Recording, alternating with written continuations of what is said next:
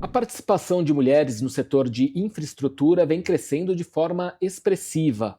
As profissionais estão hoje em canteiros de obras, operações de saneamento, transportes e cargos de alta gestão corporativa e pública, mas ainda há muito espaço a ser conquistado. Fique conosco, está começando mais um Diálogos da Água.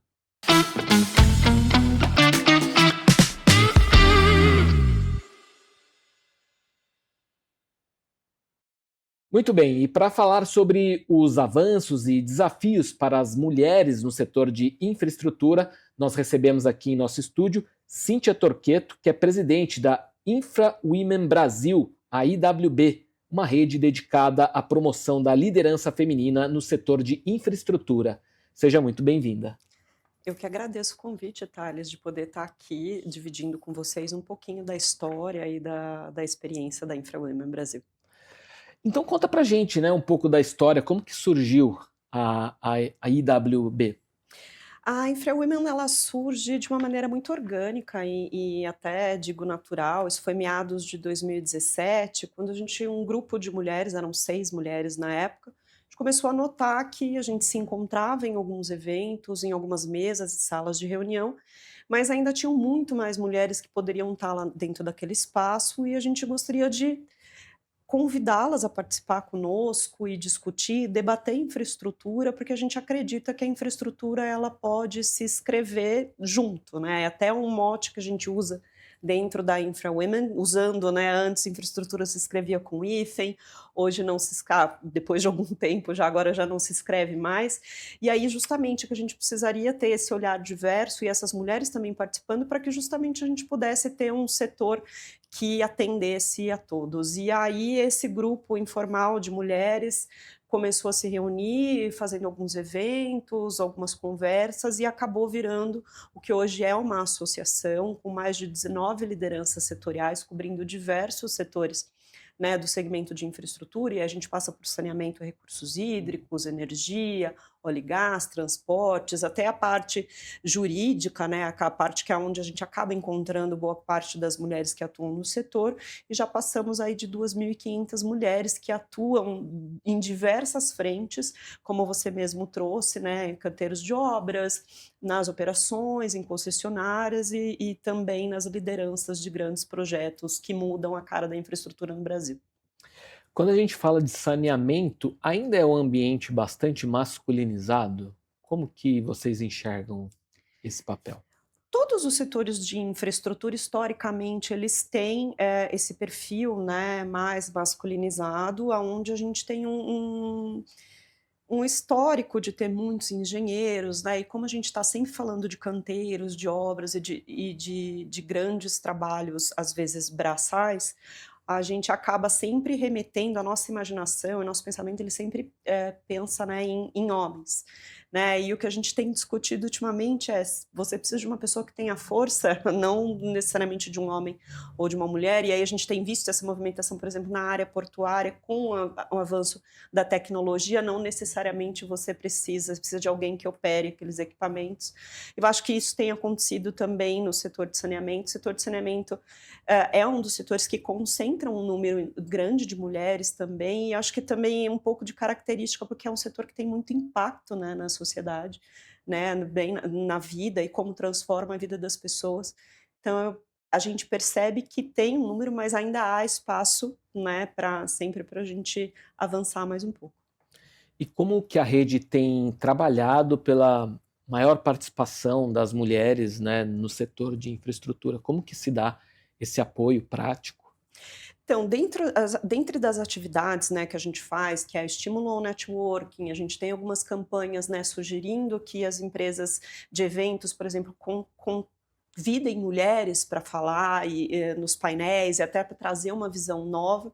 A gente tem mentorias dentro da InfraWomen, esses grupos setoriais que eu comentei com você para discutir questões técnicas, para assinar artigos e publicar trabalhos juntos. A gente realiza vários eventos e os eventos da InfraWomen, eles têm uma característica que não são eventos para mulheres. mas são eventos onde a gente discute infraestrutura tendo a questão da diversidade como pano de fundo, né, porque a gente precisa ter essas diversas visões, porque o uso da infraestrutura que eu faço é diferente do uso que você faz, que uma pessoa que mora numa região do semiárido faz, que mora numa área de periferia. Então, se eu não tiver esses diálogos e esses olhares diversos, eu provavelmente não consigo desenhar um projeto que atenda todo mundo, que acho que é o principal foco, né, quando a gente fala de infraestrutura como política pública. E Cíntia, você atua na liderança de projetos para empresas, entidades dos setores de infraestrutura, saneamento, telecomunicações, indústria, enfim, você tem uma ampla experiência, né? Como é que você vê a participação das mulheres, né, no setor e também apontar aí quais são os desafios ainda enfrentados?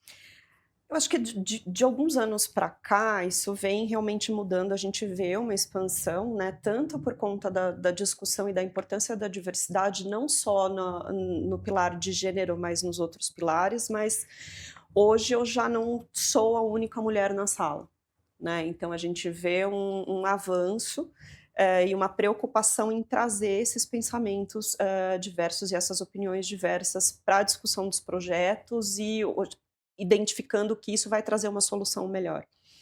A gente tem alguns desafios ainda relacionados à questão de equidade salarial, que eu acho que é importante sempre a gente pontuar, por mais que a gente tenha tido alguns avanços regulatórios de legislação, acho que o setor público tem avançado bastante nisso, né, com algumas modificações, mas a gente tem algumas discussões relacionadas a entender um pouco como você pode ter pessoas, e não necessariamente homens ou mulheres, e aí o que a gente discute não é trazer privilégios para as mulheres, mas que elas tenham oportunidades iguais de disputar uma mesma vaga ou de mostrar o mesmo trabalho, e aí se escolha, né, um melhor profissional.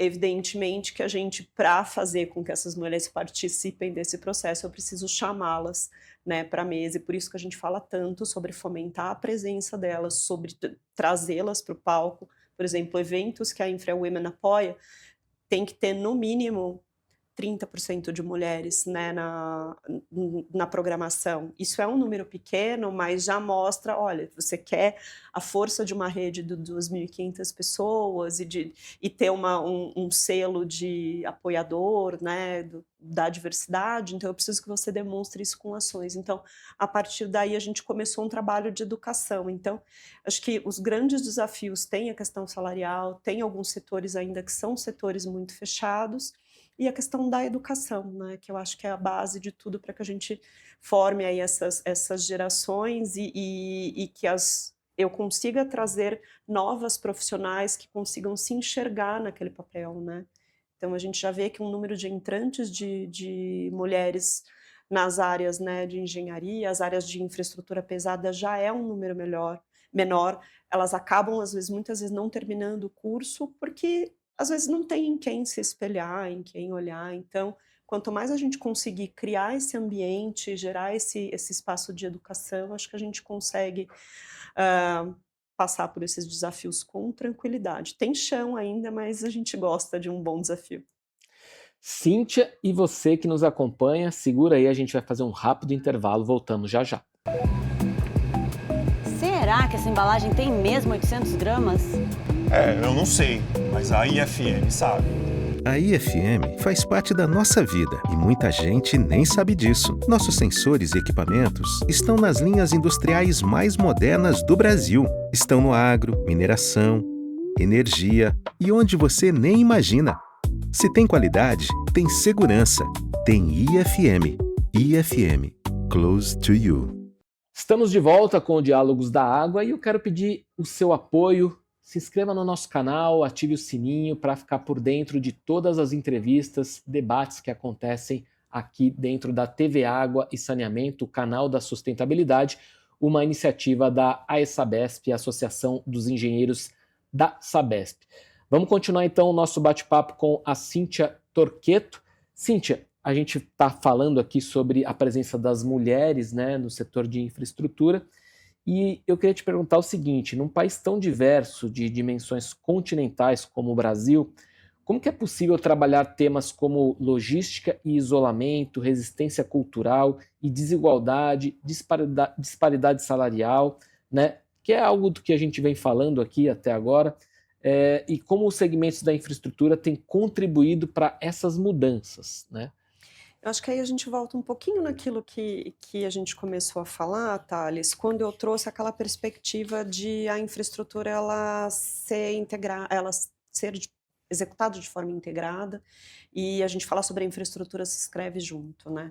Acho que, para atender realmente um país tão diverso, com necessidades tão diferentes, que exigem soluções cada vez mais inovadoras e diferentes, eu preciso ter times cada vez mais diversos, né, com formações diferentes, experiências de vida diferente, e isso evidentemente com a participação das mulheres eu consigo ter um olhar,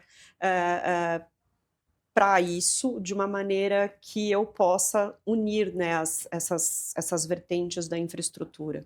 Porque, por exemplo, o uso que uma mulher faz de um equipamento de logística, por exemplo, é muito diferente do que um homem faz, que normalmente é de casa para o trabalho. Essa mulher ela vai usar para ir ao mercado, para ir levar o filho ao médico, levar o filho à escola. É um uso, muitas vezes diferente. Quando eu estou falando, por exemplo, do caso do saneamento, o impacto que isso tem na vida das mulheres é brutal, porque a economia do cuidado ela ainda recai sobre as mulheres e você não ter água tratada, um esgotamento sanitário adequado, que provoca mais doenças, consequentemente, quem vai ter o maior peso de tudo isso são as mulheres que acabam ficando com o cuidado, são as mulheres que caminham distâncias do semiárido brasileiro para buscar água, para fazer um alimento, uma higiene.